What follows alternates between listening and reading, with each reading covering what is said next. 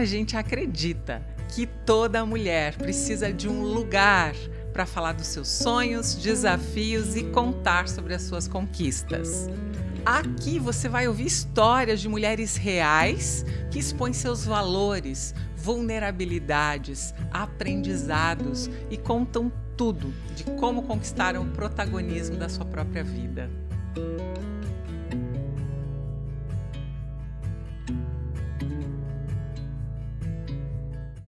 Admirar mulheres ou pessoas ao nosso redor é libertador.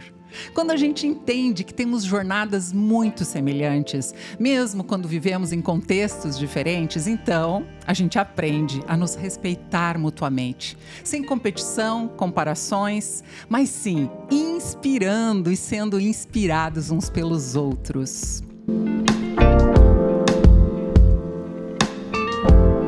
Oi, inspiradoras e inspiradores! Eu sou a Gisele Cipilli e esse é o Me InspiraCast. A gente acredita que mulheres precisam de um lugar para falar dos seus sonhos, desafios e contar sobre as suas conquistas. Aqui você ouvirá histórias de pessoas reais que expõem valores, vulnerabilidades, aprendizados e contam tudo de como conquistaram o protagonismo da própria vida. Nós sabemos que as nossas trajetórias de vida e carreira, elas são um farol para pessoas que passam por situações semelhantes. Então, a gente carrega na nossa história o poder de cura e a inspiração da nossa mensagem. E hoje está conosco a Marcele Camargo, uma entusiasta da transformação e do desenvolvimento sustentável. A história da Marcele é protagonizada e dirigida por ela em cenários bem especiais de ESG e política. Então vai lá, pega o teu cafezinho e senta que lá vem história. Bem-vinda, Marcele Camargo. Muito obrigada, Gisele. Me InspiraCast te abraça hoje. E a gente começou falando aqui que gostamos de um bom papo e que a gente pega a nossa, às vezes, timidez e até constrangimento diante das câmeras, né, Marcele? Por um propósito maior. E aí, como é que é, já pegando o gancho, como é que é ser uma entusiasta de ESG? O que é ESG, então, na tua prática, no teu dia a dia? Como é que você vê esse termo? Desafiador. Extremamente desafiador atuar nessa área, né? E para mim é desafiador estar aqui, porque eu sempre estive nos backstages da vida. Então, muito obrigada pelo convite, em primeiro lugar, Gisele. Obrigada por acreditar e por confiar. E me trazer até aqui de verdade. Espero que seja uma conversa que realmente inspire as pessoas a refletir sobre alguma coisa. E, poxa vida, o que é viver ou trabalhar o ESG, eu acho que se eu pudesse resumir em uma palavra, com certeza essa palavra seria desafiador. Desafiador. É um dia após o outro, não é todo mundo que entende. ESG é falar sobre o social, o ambiental e sobre a governança. Mas para mim nada mais é do que organizar a vida. Ótimo. Organizar a vida de uma empresa, mas também de uma comunidade, porque só existe uma atuação eficaz de ESG se houver no final dela transformação. Vocês já estão percebendo que a profundidade de conteúdo da garota aqui é grande. Então, só para nós também esclarecermos, tá? Sim. Um pouquinho mais o termo ESG, porque a gente vai ficar no S do ESG hoje, né? O termo Environmental, Social and Governance, ESG, né, em inglês, é uma sigla do inglês mesmo, que traduzida significa ambiental, social e governança. É uma maneira de definir e de estabelecer, né, Marcele, as práticas de determinadas empresas, como elas podem ser consideradas ou não, as empresas, socialmente responsáveis e sustentáveis. E esse aqui, eu estou lendo aqui um texto da PUC, né, do Rio Grande do Sul, que diz assim, ó, as empresas agora que se dedicam a esses temas de ESG, tá? Elas estão entre as principais escolhas dos consumidores, ou seja, não tem mais volta. Exatamente. Né? E é o que mostra alguma pesquisa feita por algumas consultorias, onde 66% das pessoas disseram que estavam dispostas a pagar mais por produtos e serviços de companhias comprometidas com estas questões. Isso. Bom, feita o devido esclarecimento do termo ESG, bom, aqui é um podcast de conteúdo, mas o conteúdo principal são as nossas histórias de vida. Para a gente chegar nessa profundidade da tua prática e do teu... Puxa, eu vou dizer aqui da tua paixão até, porque a gente conversou antes. Deixa eu fazer mais um parênteses. Eu acabo frequentando alguns eventos agora, ultimamente, com um propósito para conhecer mulheres fortes e sensíveis que se disponibilizem a contar a sua história aqui. E eu conheci a Marcele, tá? Eu fui em 2 eventos. Um estava lá, ESG. Falei, bom, esse é um tema interessante. Deixa eu ver quem são as mulheres que estão lá. E ela estava lá, liderando o evento. Como ela disse, no backstage, na visão dela. Na minha, num protagonismo extremo de conteúdo, de posicionamento e de postura. E aí fui num outro. Falei, agora eu acho que é ela mesma. Também confirmou essa integridade de caráter pelo posicionamento dela. Foi a primeira coisa que eu busquei ali, Marcele. Foi, deixa eu ver se aquilo que ela fala, ela faz. Se aquilo que ela faz, ela fala. E foi muito legal. Então, eu estou dando aqui um bastidor de como eu também vou filtrando as pessoas que me inspiram. Né? E também porque a gente quer trazer termos da atualidade, né? Mulheres que tragam o seu posicionamento e até definições e atuações, mas principalmente que seja coerente com a sua história. Então é agora. Conta pra mim a tua história, da onde você quiser começar. Difícil, gente. Ainda bem que a gente fez um overview primeiro. Uau! Mas a minha vida, ela sempre esteve rodeada de ações com a comunidade.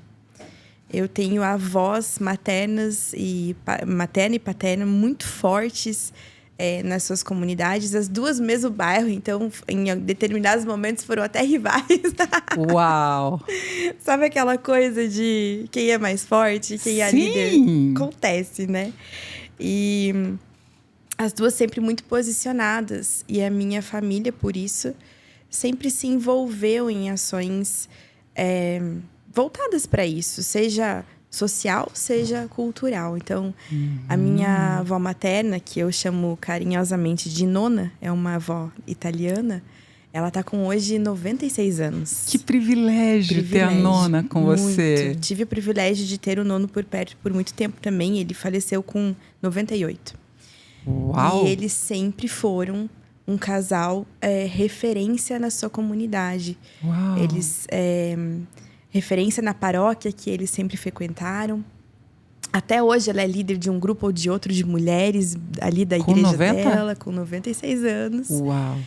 E ela brinca comigo, você ia na barra da minha saia visitar as pessoas, porque a Igreja Católica tem uma prática muito bonita, que quando as pessoas estão doentes e não vão à missa, um ministro da Eucaristia vai até eles levar a Eucaristia.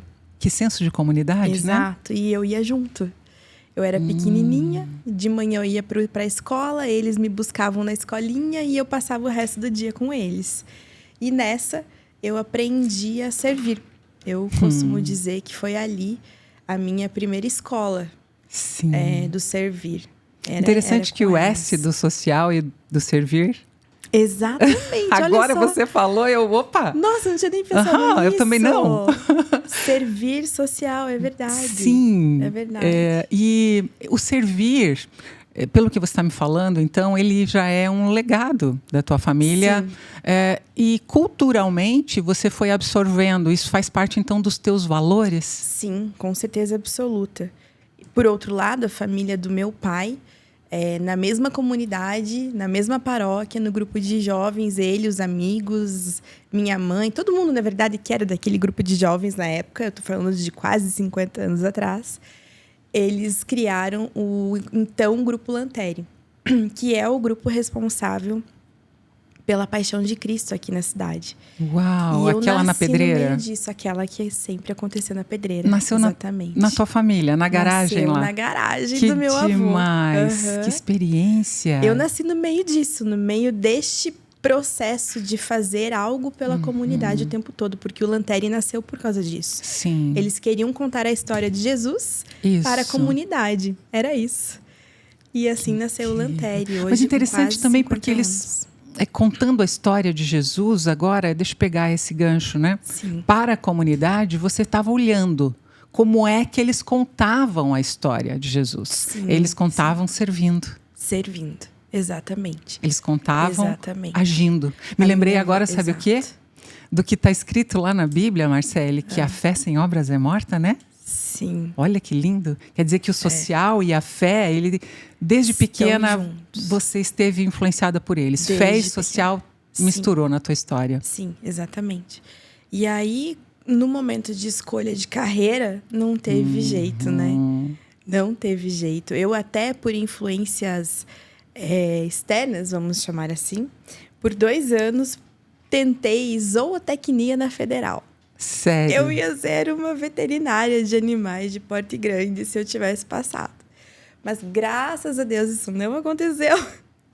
E, na época, o meu pai, percebendo alguma coisa em mim, ele disse: Mar, você vai fazer um curso preparatório de marketing e depois você decide o que você vai fazer na faculdade. Então, eu fiz o curso de marketing, na época era marketing e propaganda do Centro Europeu. E eu era, obviamente, como sempre acontece na minha vida, eu era a mais nova da turma, a mais nova da roda. E foi muito legal, eu tive aula ali com pessoas que até hoje são referências na área de comunicação na cidade, no estado, no país. E ali começou aí a você carreira decidiu. Voltada para isso, exatamente. E aí o momento de, ok, agora estou formada, sou publicitária por formação. Como eu vou utilizar isso para o que eu realmente sonho, né? Sim. E aí você deu uma avançada na fita, né? Deixa eu voltar um pouquinho. Sim. Legal, porque sim, a gente tem uma pergunta que a gente manda uma colinha, né, para os nossos convidados, que a gente vai perguntar como é que a sua vida e carreira se misturam. Obviamente, todas as nossas carreiras estão pautadas também, ou paralelamente caminham com escolhas de vida. E aí você disse aí, olha, eu tive a oportunidade de não ir direto para a faculdade, mas fazer um curso e tal. E você citou o teu pai. Você estava falando de família. Sim. E eu sei que há momentos também na nossa história que são momentos de caverna, né? E até a jornada do herói, ela que me inspirou para que a gente construísse um certo roteiro aqui. Porque é isso, nós não somos heróis. Os heróis estão na Marvel, as heroínas estão lá. Mas nós temos jornadas heróicas, porque não há quem mora nesse planeta ou já morou um dia que não tenha enfrentado uma caverna. Sim. Você fica confortável em compartilhar conosco a intimidade de algumas dores que você vivenciou? Sim, tranquilo. E eu acho que talvez a maior dificuldade que eu tenho enfrentado até hoje, que trouxe um pouco de medo e também da necessidade de afirmação, foi a separação dos meus pais. Eu tinha 9 para 10 anos quando isso aconteceu. Na verdade, foi um processo, né? Então, de 9 até 12 anos e alguma coisa, isso aconteceu. E nesse período, meu irmão nasceu. E nessa do meu irmão nascer, ele nasceu muito prematuro, com 6 meses. E em seguida que ele saiu do hospital, um tempinho depois, ele teve meningite. Então, ele sempre precisou, no comecinho da vida dele, ele sempre precisou de muita atenção. Uau. Em paralelo à questão da separação, à saúde do meu irmão, onde estava a Marcele nesse tempo? Onde? Que idade você 10, 12 anos? Entre 9 e 12 anos, isso tudo aconteceu.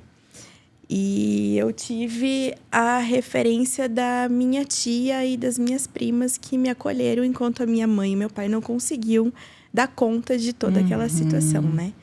E esse distanciamento dos meus pais gerou esse sentimento de eu preciso agradar para ter atenção. Então, eu diria que a questão da caverna, ela tá muito relacionada com isso na minha vida. E eu fiquei pensando muito sobre isso essa semana, do mito da caverna de Platão. E tentei fazer uma relação, inclusive, com a história de Elias, que tá lá no livro de Reis. Como não fazer, né?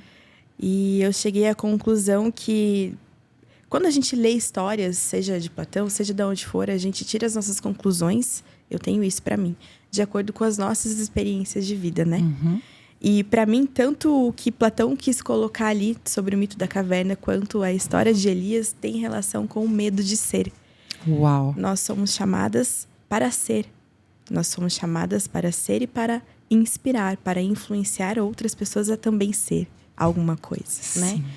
E o que acontece nesses momentos de caverna na nossa vida é que, de alguma maneira, isso é tentado apagar da gente, né? Sim. Tentado roubar isso de nós. Sim, e geralmente coisa que não temos controle, né, Marcele? Exato. As incertezas. Exatamente. Então, para mim, a minha caverna foi identificar isso e passar a entender a importância de me colocar para ser. Sim. Fugir do medo. Sim. Né? Ou vencer o medo, na verdade. Sim. Vencer o medo. Elias, tão interessante a história dele, porque ele era um cara... Eu até brinquei essa semana com algumas amigas. Ele era o cara da época. Era. Elias tinha o poder na mão dele. Tinha. O poder de Deus estava sobre ele. Basicamente é essa a história, né? Sem entrar em detalhes. E ele enfrentou mundos e fundos para cumprir o propósito que Deus tinha na vida dele. Quando ele foi confrontado por uma única mulher chamada Jezabel, por algum motivo louco, ele teve medo e ele foi para a caverna e se escondeu lá por muito tempo. Por vários dias e várias noites.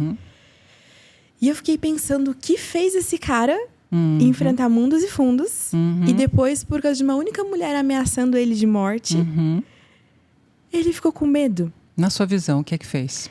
Para mim foi que ele tinha, por algum motivo, a necessidade de afirmação.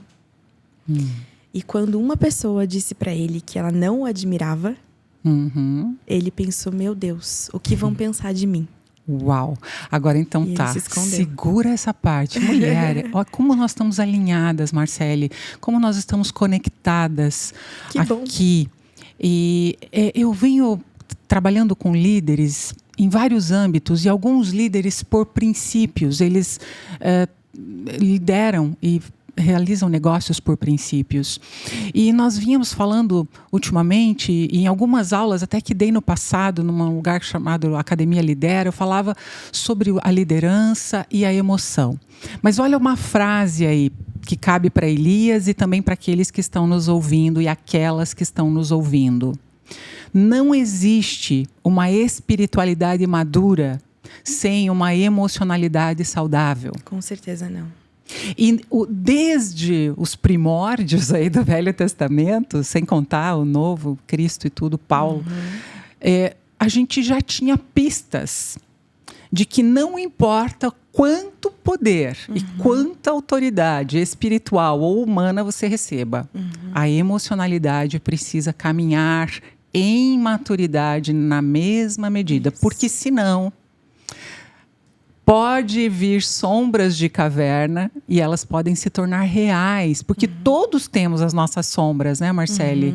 E essa frase não é minha, essa frase é do Peter Escazero. Eu fui num seminário dele em 2016, 17, eu acho, ele tem a espiritualidade emocionalmente saudável, que é um ministério muito forte, que é um lugar... Tem um livro, inclusive. Tem livros e tudo. E eu me formei lá naquele ministério, tentei trazer para Curitiba, mas eu queria para mim mesma, e agora você está falando de você, e a gente está falando da gente, das nossas histórias. Enfrentar as nossas sombras, agora fechando essa ideia de emocionalidade saudável, a emoção, eu vou falar de líderes agora e de empresários, tá? Quando ela é ignorada, ela se transforma em imprudência. E quando ela é exacerbada, muitos dizem para mim, Gi, eu não gosto de mimimi. Há um preconceito da exacerbação da emoção, ou da supervalorização da emoção, e também uma imprudência em ignorá-la. E quando você se refere a Elias, e daí você vai voltar a fazer a conexão com a tua história, você disse que ele tinha necessidade de aprovação quando alguém disse assim: ah, tá, você é o poderoso para todos, mas para mim não. E era ainda uma mulher. Ele olhou para dentro, para o ser que você se referiu, ao qual nós somos chamadas, e perguntou: quem sou eu? Será que aí tinha uma emocionalidade ignorada? Com certeza. Quem eram os seus cuidadores? Ele era um homem. Ele era um ser de carne e osso. Quem foram os seus principais cuidadores? Agora, na neurociência, a gente aprende lá muito no Einstein a primeira infância, a segunda fase até a adolescência, a vida adulta, a mielinização do cérebro e tantas outras questões que não são, para aqueles que têm preconceito com a psicologia e com a filosofia, que não são balela, segundo alguns pensam, mas é fisiológico. Faz parte. Está dentro do nosso arcabouço, do nosso sistema humano. Sim. E que não pode ser ignorado. Pega de volta. Eu sempre considerei o mito da caverna, quando me deparei pela primeira vez com esse termo, com esse conceito do mito da caverna de Platão, foi na faculdade. Nós tínhamos aula de filosofia, psicologia, e eu amava aqueles temas. E eu sempre considerei que nada mais é do que a falta de conhecimento sobre eu mesma. O mito da caverna, na verdade, é esse. Sim. Você permanece numa determinada caverna, seja ela qual for, enquanto você não tiver conhecimento sobre você. O porquê das suas reações, o porquê das suas falas, das suas atitudes, dos seus pensamentos. Quais as suas motivações, né? E aí lembrei agora de Davi. Sonda-me e conhece. Quer dizer, a gente não está esperando ser perfeito e nem conhecer pessoas perfeitas, mas pessoas que têm a coragem de se sondar. Mas me fala, com 10, 12 anos, você não tinha como administrar essa caverna que você nem sabia que existia. Sim. E você disse que teve referências. Isso. A comunidade te acolheu. Tuas tias. Exatamente. Porque logo em seguida veio a adolescência. E na adolescência eu tive a bênção de ser cuidada por pessoas que até hoje são referências para mim, né? Uau. Então, e elas sempre estiveram envolvidas com comunidade. E tem aquela fase da vida da gente, logo que eu iniciei a faculdade, eu lembro muito bem que eu ia para a faculdade, tinha um estágio, e do estágio eu ia para a igreja. Ah, é? Para a comunidade. Para a comunidade, exatamente. Pra família. Eu não ia para o serviço que a igreja estava oferecendo, eu ia para fazer alguma coisa. Uau. Eu ia para ensaiar, eu fui bailarina por muitos anos, eu ia para dançar, eu ia para, enfim, fazer qualquer coisa relacionada ao servir. Então eu tenho certeza absoluta que isso não só moldou o meu caráter, como também me serviu de escape daquela situação dolorida. Agora você falou que não sou psicóloga, mas tem um termo ressignificar, né? Sim. Houve uma ruptura familiar, lindamente e sobrenaturalmente, você foi encaminhada para ressignificar a falta da casa da família. Sim. E você fez isso em comunidade e fez servindo. Exatamente. E na tua opinião, servir com uma emocionalidade saudável, foi quando? Porque eu imagino que você deve... Quando que você começou a fazer terapia e se olhar? Você disse que a gente precisa se conhecer. Sim, Como foi esse teu processo de autoconhecimento? Poxa vida, eu me considero em constante desenvolvimento. Eu não acho que um dia isso vai parar de acontecer. Uau. A não ser que eu volte para alguma caverna. Que bom. Mas se voltar, vai sair. Mas não faz muito tempo que eu decidi ir para a terapia. Demorou. Eu acho também porque eu iniciei a terapia um pouco antes da pandemia. Sim. Mas eu acho que o estar na comunidade também foi um processo terapêutico. Com certeza. Fale sobre isso, por favor. Então, não era intencional, não era assim, estou indo para a terapia, né? Mas foi terapêutico. Me ajudou a identificar as feridas e, conforme eu conseguia, tratá-las. E essa questão do emocionalmente saudável é muito interessante porque, às vezes... Eu tava num grupo de amigas essa semana e eu falei para elas, a gente ministra um curso voltado para o desenvolvimento da mulher. E eu disse para elas, meninas, a partir desse momento do curso, é uma parte mais prática.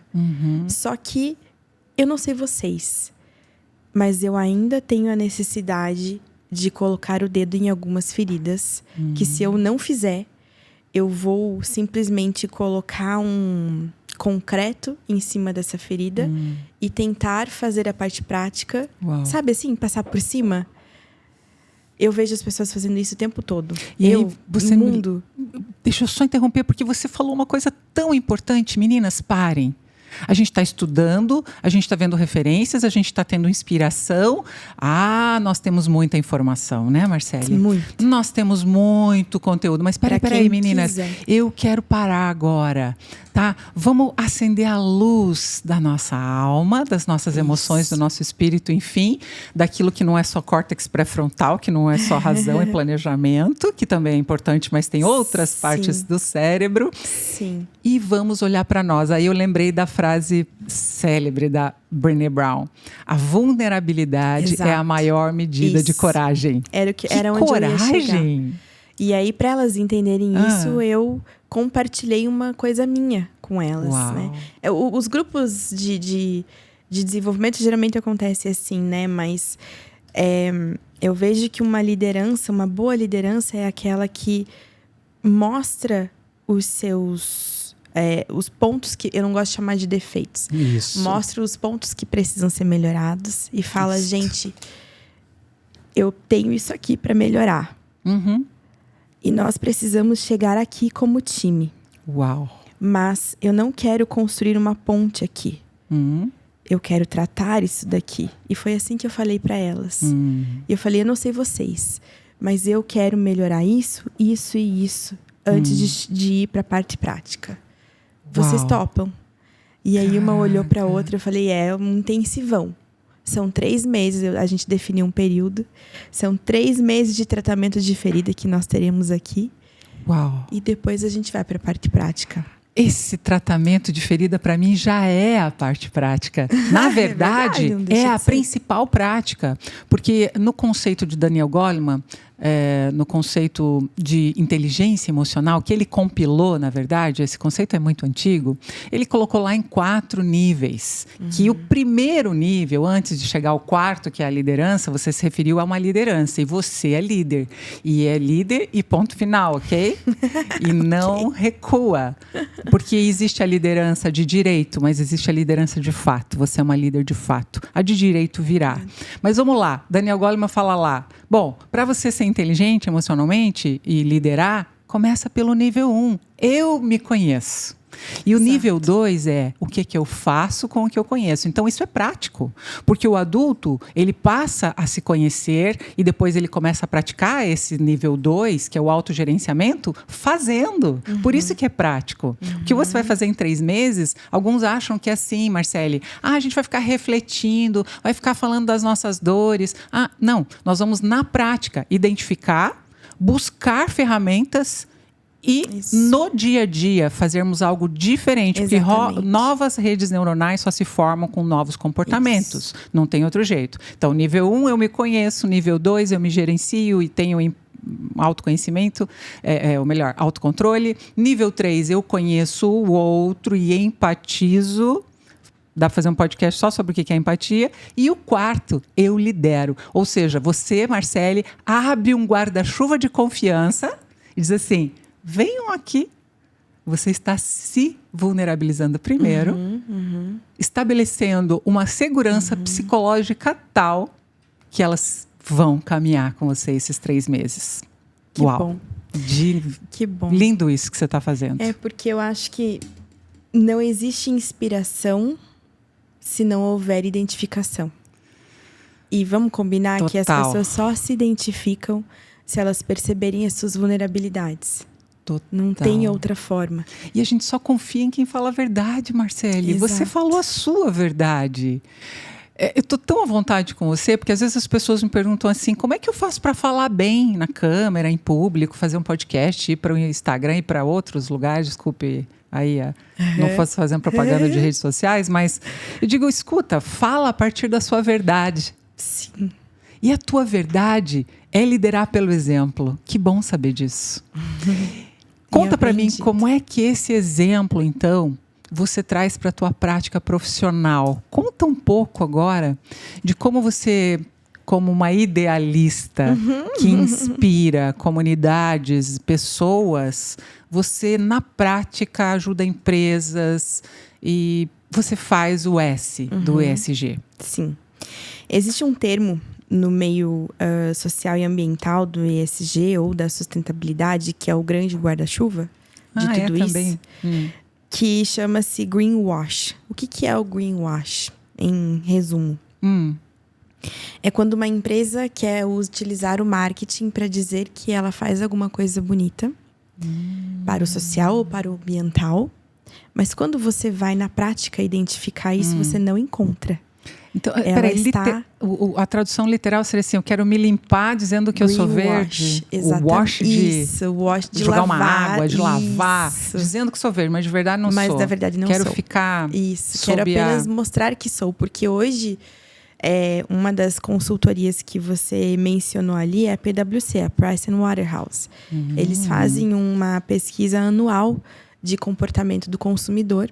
E eles divulgam. E isso lá na pandemia já. No início da pandemia, início de 2020, no relatório daquele ano, eles divulgaram que as pessoas estavam cada vez mais escolhendo empresas que se posicionam no social e ou no ambiental. E com isso, há empresas que desejam levantar essa bandeira, mas a verdade não fazem nada. Então, a primeira coisa que eu falo para os empresários com os quais eu trabalho, e eu digo assim, não é contratação, é um convite. Porque eles precisam entender que vai existir transformação neles primeiro. Eles não te contratam. Como é que é? Repete como é que é. Eu brinco que não é uma contratação, é um convite. Tá. Porque o convite, você abre as portas de verdade. Você eles estão te convidando para entrar. Exato, é Entendi. assim que eu vejo. Perfeito, adorei. Porque a contratação, eu vou responder a eles. Certo. Obviamente, existem entregas, mas no convite, eles entendem que eles também têm que participar. Eles escolheram.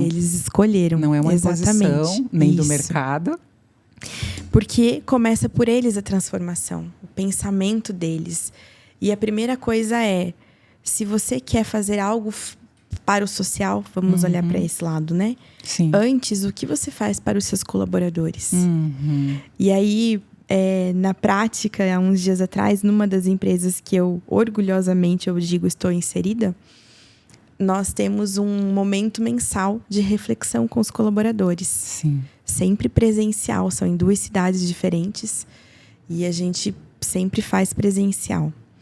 E numa dos meses, faz uns 2 meses atrás, eu sempre trago reflexões baseadas na minha vida, no que eu estou vivendo. E é muito engraçado, Gisele, que como que pode? As coisas acontecem comigo antes, para que eu possa falar sobre no dia da reflexão. É impressionante. E os temas, eles foram definidos ao longo do ano. A empresa, ela tem uma cartilha que apresenta os seus valores e o seu propósito. E a gente baseia essa reflexão mensal num dos valores. Então, naquele mês, eu fui falar sobre o amor.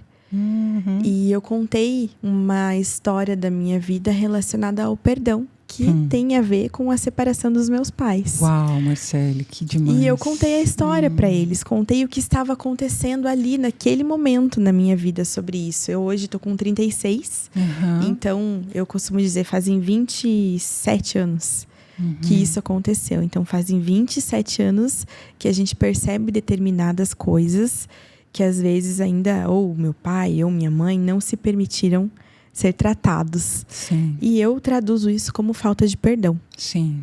E falei com eles sobre isso. Porque eu sei, na prática, por experiência, que o verdadeiro amor lança fora todo medo. E eu falei sobre isso com eles. E aí, no final daquele dia, uma das colaboradoras veio falar comigo. Ela é uma senhora já. E ela veio falar comigo e falou assim: Marcele... E eu acho tão interessante porque você até agora pontuou, né? Marcele, você é uma líder. E eu costumo brincar que eu sou uma pessoa que serve líderes, né? Que está por trás, fazendo as coisas acontecerem. Mas... É só uma questão de passar o bastão. Daqui a pouco vem. Lembra da capa? Da autoridade. Daqui a pouco vem a capa. E foi interessante porque ela falou assim pra mim: a gente olha pra você, Marcele, e a gente acha que você já atingiu o topo da sua carreira. E eu pensando, meu Deus, como assim ela pensa? O que ela enxerga que ela pensa isso, né? E só que é tão legal aqui, eu não gosto quando acontece alguma coisa que eu não consigo vir, porque você conta a sua história. E com isso, a gente pensa, eu também consigo. Opa! Eu também posso. É um farol que ilumina. Que demais. E aquilo mexeu comigo de uma forma. Agora eu entendi por que eu te convidei sem saber essa história. E em seguida, a gente fez uma campanha que nós fazemos anualmente, que se chama Dia do Perdão. Nossa, na empresa. Que demais. E eu levei uma palestrante psicóloga para falar sobre isso. E no final, ela foi conversar com a psicóloga e já marcou com a psicóloga para ser atendida, para começar a terapia. E veio me contar: Marcele, você me passou todas aquelas referências para eu assistir, para eu ler de livro. Comprei aquele livro que você me falou, que é um livro chamado Forte, da Lisa Bever. Na verdade, é um devocional diário, mas, gente, Sim, realmente... Lisa Bever, né? O livro faz jus, o conteúdo faz jus ao nome, na verdade. Forte. E ela falou: agora eu entendi que é momento de eu colocar o dedo na ferida. Uau. E eu, assim, voltei aquele dia na estrada pensando: uau, eu simplesmente contei a minha história. A sua verdade. Exatamente. As pessoas conhecem a verdade, Marcele, e a verdade as liberta. Sim. Nós sabemos do que estamos falando. Sim. Todos que têm sementes de verdade deixam essa verdade florescer. Serão como árvores de sombras e frutos para aqueles que estão com fome e cansados. Marcele, você está sendo isso. O teu S do SG está sendo isso. Muito obrigada por estar sendo isso. Tem que ter muita coragem para contar ou para trazer transformação a partir da história, a partir da realidade prática e de construção e desenvolvimento que você se referiu, que é constante. Sim. Nossa, é muito conteúdo que eu acredito que você poderia compartilhar com empresários e empresárias, que é o nosso monte. Nós conversávamos no escritório anteriormente, de estarmos aqui rapidamente, a gente se conheceu, tivemos um papo em que nós falávamos que há 7 montes, sim, ou há 7 áreas onde líderes, pessoas podem encontrar o seu espaço de influência. E aqui, quando eu trago para negócios, é porque também a gente demorou para entender que nós, como mulheres, poderíamos estar no monte da economia. Nós poderíamos subir e de lá olhar assim: opa, onde é que eu posso ser útil? Como é que eu posso trazer a verdade dos meus valores e princípios através desse monte? Você está confortável em... Porque eu te fiz uma pergunta lá, que eu vou fazer aqui. Manda. Você se sente adequada nesse monte? Da economia? Não. Bem-vinda, presente. Vai se acomodando. Na verdade, eu não sei se um dia isso vai acontecer, Gisele, sabe por quê? Porque eu tenho uma frase que eu utilizo muito, que é: quem tem a visão, tem a missão. E eu, como entusiasta, você me perguntou, né, como eu te apresento, e eu pensei nessa palavra na hora, porque o entusiasta, ele sempre identifica uma situação, um problema, e ele procura maneiras de resolver, né? E assim como na economia, na política, isso acontece também. E aí vem a questão da coragem, de entender essa missão. Você falou sobre mulheres, né? Há um tempo atrás eu li um outro livro chamado Despertar da Leoa. Nossa. E eu descobri lendo aquele livro, que a mulher, ela tem o poder de levantar um guerreiro caído. Exatamente. E quando as mulheres entendem que elas precisam sair de suas cavernas, Sim. que elas não podem simplesmente colocar uma ponte sobre as suas feridas, elas precisam se permitir Sim. serem tratadas. Sim. Aí elas conseguem se olhar no espelho e se enxergar como leoas. Como adequadas. E entender, exatamente, entender qual é essa visão e qual é a missão. Sim, porque há aquele paradigma de que liderança é um privilégio, e liderança é poder, que liderança é isso e aquilo, mas esses dois já tá bom. Mas nós estamos falando aqui que nem sempre... Eu não quero falar todos, porque as generalizações elas são estúpidas, né? Vamos ser mais específicas. Em alguns momentos, nós, mulheres, não todas, falo por mim agora, exatamente sobre mim, senti que não estava adequada, porque a palavra liderança tinha um peso muito forte. Sim. Aí eu fui entendendo que liderança era uma responsabilidade e que começava em me tornar responsável primeiro por mim mesma.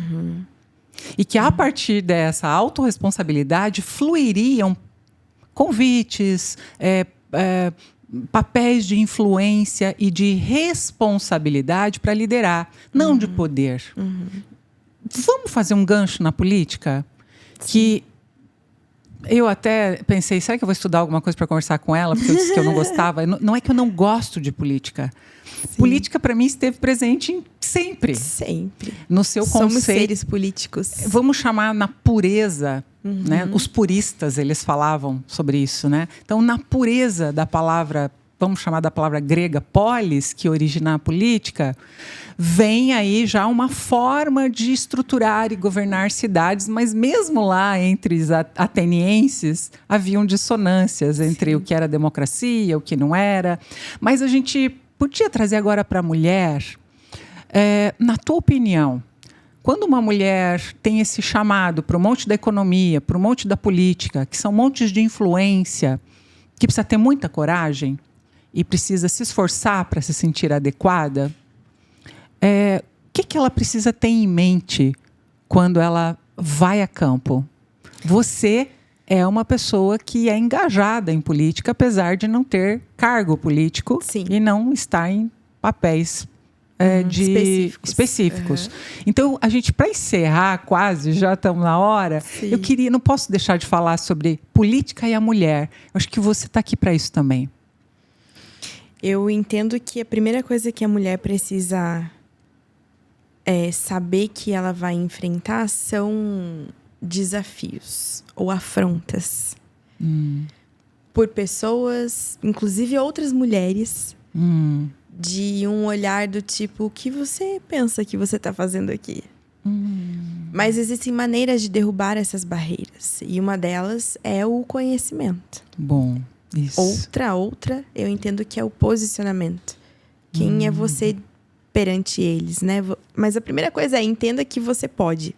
Sim. E se posicione dessa forma. Como uma responsabilidade que veio como missão. Exatamente. E não perca isso de vista. Porque se você perder em algum momento, você vai se desviar, você vai desistir, você vai ficar com medo, vai sofrer mais do que vai sentir prazer, porque toda visão, toda missão, na verdade, ela vai ser desafiadora. Isso. Vai te deixar, às vezes, para baixo, mas ela vai te dar mais prazer do que tristeza. Do que o fardo vai ser leve. Esse é um termômetro? Esse, com certeza, é um termômetro. O fardo precisa ser leve. Só que também não é de um dia para o outro. Não significa que você teve derrota no passado com relação a isso, que você não tem nada a ver com isso. Talvez é a maneira como você está enxergando as situações, né? Sim. Eu desenvolvi uma estratégia um pouco engraçada para me posicionar com homens, porque, principalmente na questão política, existem homens que me perdoe a palavra que eu vou utilizar, mas eles são chucros. E eles pensam que eles são os únicos da face da terra. Alguns, né? Meus filhos não. Ó, quero dizer que eu tenho 2 filhos maravilhosos e um marido show. Mas os truculentos existem. Os truculentos. E com eles, para eles, eu tenho um radar muito forte. Eu já sei quem é e quem não é. Uhum. Então, com eles, eu desenvolvi uma estratégia de me posicionar. Dando oi. Dando bom dia, boa tarde, boa noite. Eu estico a minha mão para dar oi para eles. Aqui eu não vou conseguir, mas depois eu te mostro. Eu aperto a mão deles de tal forma que aí eu fico com dor depois. Mas eu faço questão. E aí, eu tô dando oi normal assim. E daí, eu faço aquela outra assim, sabe? Aí não consigo, tipo assim. Sei. Seguro assim, olho nos olhos dele e falo: como vai, deputado? Tudo bem? Sabe assim? Entro na alma dele com o olhar.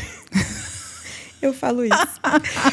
E por causa disso e de outras situações, alguns deles me consideram tubarão hoje, né? Eles tubarão. Falam. Eu te contei uma história que fica para outro momento, mas que falaram pra minha líder na época: pode vir pra reunião, mas não traga seu tubarão. Não traga um tubarão. Sabe o que você me faz lembrar? Que nós podemos... Puxa, primeiro, muito obrigada por você abrir lindamente teu coração e os teus canais de inteligência, que são muitos. Tanto emocional, quanto técnico, quanto relacional, espiritual.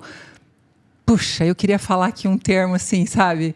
Que não abraça esse momento, mas eu quero resumir isso em entrega e em serviço. Realmente, agora eu entendi por que você é uma serva. Porque você não poupa nada. Você se entrega totalmente a uma causa, uma visão, uma missão. E isso sim inspira. Agora, para a gente encerrar aí, quando você põe essa tua coragem na mesa, você também mostra para mim, porque eu estou sendo muito inspirada, tá? Bom. Porque nós temos personalidades diferentes, você é complementar minha. Já disse que em alguns momentos eu tenho vontade de sair e chorar e você fala: não, deixa eu vou lá, aperto a mão. Graças a Deus por mulheres como você. Eu também tenho agora os meus momentos de apertar a mão.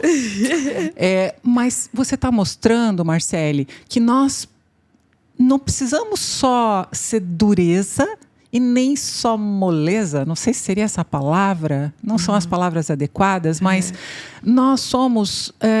como mulheres, nós temos momentos de dores e vulnerabilidades e cavernas, mas isso não invalida a nossa capacidade de posicionamento e força. Ou seja, esse dualismo, ou eu sou fraca, ou eu sou forte, não existe. Nós podemos ser os dois. Encerra inspirando a gente falando sobre isso. Como é que você fica hoje confortável na tua própria pele? Sendo a Marcele que falou para nós aqui que se torna vulnerável e a Marcele que chega colocando já quem é, para poder ganhar o espaço para o qual visionou e tem como missão. Encerra pra gente falando sobre isso. Acho que a primeira coisa é resultado, né? Você consegue fazer isso, Gisele, se posicionar dessa forma, se por trás de você tem uma história, tem resultados, né? Sim. Tem entregas. Perfeito. Eu sou uma pessoa extremamente intensa. Sim. Extremamente intensa. Então, realmente, você me leu perfeitamente. Minhas amigas falam: você se entrega, você mergulha de cabeça, não quer nem saber o que você vai encontrar. E é verdade. Eu faço isso quando eu identifico uma missão de transformação. Esse é meu único filtro. Uau! É o único filtro. Esse é o teu critério principal. Você não está aí sem foco por aí, procurando lugares. Qual é o social que eu vou entrar? Onde eu posso ter visibilidade? Não, é o contrário, né? É o contrário. É o contrário. E eu acho que a palavra que talvez resuma isso que você falou é a questão do equilíbrio. Há uns anos atrás, a gente lançou um programa chamado Mulher de Valor. Que fala sobre isso. O que é ser uma mulher de valor? Sim. É uma mulher em busca de equilíbrio. Sim. Sabe a roda da vida? Sim. A gente desenha a roda da vida, ela é determinada, tem ali algumas áreas dividida em pizza. Trabalho com ela há 10 anos. E você vai dando a notinha e depois você liga os pontos e vê se a roda gira ou não, né? Eu faço isso constantemente. Ótimo. Cada vez é uma coisinha ali. Eu acho que o equilíbrio a constância da busca no equilíbrio é que nos faz ser essa mulher ao mesmo tempo vulnerável e forte. Porque somos seres vulneráveis. Sim. Aí daquele que não for, na verdade, porque eu acho mentindo, né? Ou tá mentindo ou não é ser humano. Não tá nesse planeta. Né? Não tá nesse planeta. E pra mim, como a Brené Brown fala, corajoso é aquele que tenha coragem de mostrar a sua vulnerabilidade. O livro dela fala sobre isso, né? A coragem de ser imperfeito. A Brené. Brené Brown. Então, eu acho que é a constância da busca do equilíbrio, talvez. Ótimo. Saber que hoje eu acertei, ontem eu errei, mas tá tudo bem, não permitir que isso te derrube de tal forma a ponto de você voltar para a caverna. Muito obrigada por falar isso. Hoje eu acertei, amanhã eu errei.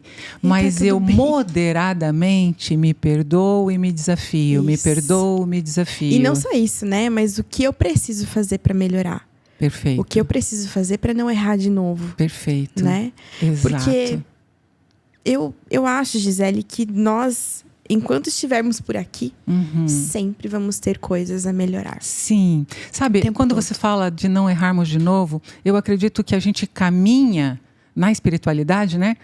Como a luz da aurora, vai brilhando mais e mais até ser dia perfeito. Mas em termos de neurociência, a gente vai formando, por causa da maleabilidade cerebral, a gente vai formando novos caminhos mentais, fazendo novas conexões neurais, a partir da consciência de erro e não de uma autoacusação, de um autoacolhimento, de um perdão. Porque às vezes a gente fica procurando isso nos outros e a responsabilidade de fazermos isso é nossa. E nós temos, sim, uma integridade física, ou melhor, nós temos, sim, uma capacidade latente, tanto cerebral, física, emocional, como espiritual, para termos recursos para isso. Mas como somos seres gregários, a gente também procura os nossos mentores, os nossos amigos. Isso que eu ia falar. A perseverança em busca de equilíbrio, ela funciona se você estiver em comunidade. Perfeito. Senão você sozinha, você realmente não consegue.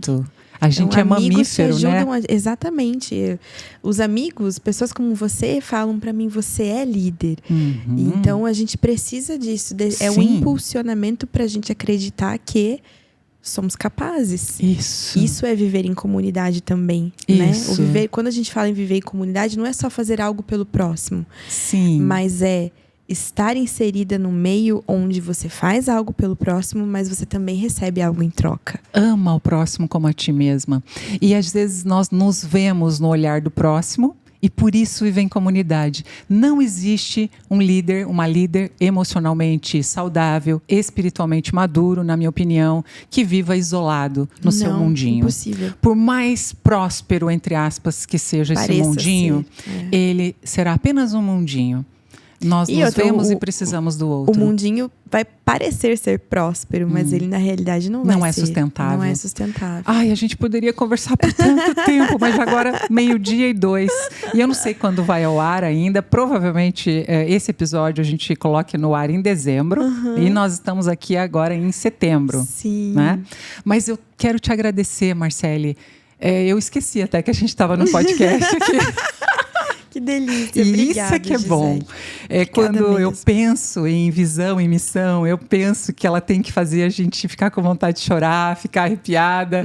E eu estou me sentindo aqui hoje na tua frente, tendo a honra de realizar minha missão e conhecer uma mulher tão especial. Imagina. Bom, eu faço uma pergunta agora para terminar, que eu botei lá no script. Surpresa. O que faz a Marcele Camargo rir facilmente? Olha lá, já tá rindo. Olha, nossa, não sei te dizer um monte de coisas. Eu tenho uma risada fácil. Bem fácil. Então, acho que alegria, besteira, sabe coisa que entre amigos? Entre assim? amigos? Tá, joia. Entre amigos você ri facilmente. Boa. Muito. Tem bom humor. Eu sou meio faísca atrasada, então se você contar uma piada pra mim, vai todo mundo rir, menos eu. Depois de um tempo, eu posso até dar risada, porque todo mundo riu junto. Eu gosto de ver as pessoas felizes, então eu me divirto com isso. Aí vai todo mundo parar de rir e eu vou falar, eu não entendi. Eles vão rir de você. Pronto, eles vão rir de você. Não tem humor melhor do que fazer as pessoas rirem da gente. Tá. Sim. E qual é a sua metáfora da vida? Nossa, essa não podia ser pegadinha. A minha metáfora da vida, ela é um trem e vagões. Não vou contar agora por quê. Mas e a sua metáfora da vida? Ultimamente é essa, já foram outras. Mas ultimamente é essa. E a sua? Trem e vagões?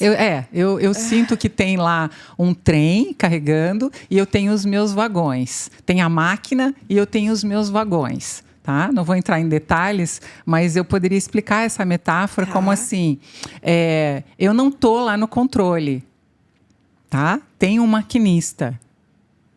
Mas eu sou responsável também por ficar no trilho. Entendi. E eu ando na linha desse trem.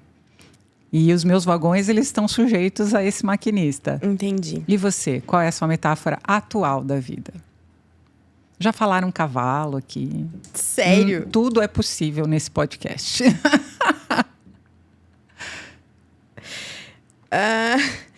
A primeira coisa que me veio à cabeça foi... Eu, uns anos atrás, fiz um curso muito legal de conhecer mais o meu eu. E a gente tinha que fazer um exercício para conhecer o nosso lugar seguro. E foi a primeira coisa que me veio à mente quando você perguntou. Sabe aquelas pedras altas de Vila Velha, aqui no Paraná? Sim. Elas são foram altas, escavadas pelo tempo. São super altas, né? E se você tiver que subir lá, você vai ter que escalar, porque não tem como chegar lá de outra forma, né? E esse é o meu lugar seguro.